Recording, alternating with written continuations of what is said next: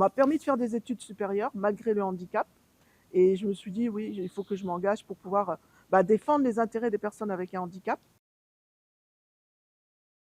Il y a 45 ans, quand j'ai voulu faire mes études de droit, j'avais le choix entre Bordeaux ou Villeneuve-d'Ascq.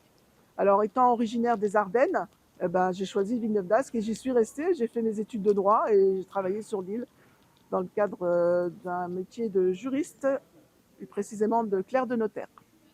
Bien évidemment, on a essuyé les plâtres, parce que par exemple, moi, quand j'étais en licence de droit, j'avais pas accès à la bibliothèque parce qu'il n'y avait pas encore de personnes qui avaient eu accès à une licence en droit. Donc on a essuyé les plâtres. Je me souviens que pour aller à la cantine, il fallait passer par un monte-charge derrière au restaurant universitaire. Aujourd'hui, on ne peut pas concevoir qu'on passe derrière, c'est pas possible. Voilà. Villeneuve-d'Ascq aussi, on a une résidence là, au 70 chaussée de l'Hôtel de Ville, première résidence accessible aux personnes en situation de handicap pour vivre en milieu ordinaire. Et c'est pour ça que c'est une entrée particulière où on a plusieurs personnes en situation de handicap. Et on était novateurs à l'époque. Par exemple, premier collège d'intégration de France au Triolo, à Villeneuve-d'Ascq également. Ville handisportive, ville où on a eu les 3e championnats du monde d'athlétisme handisport en 2002. Enfin, voilà. Donc, moi, c'est une ville où j'ai plaisir à vivre.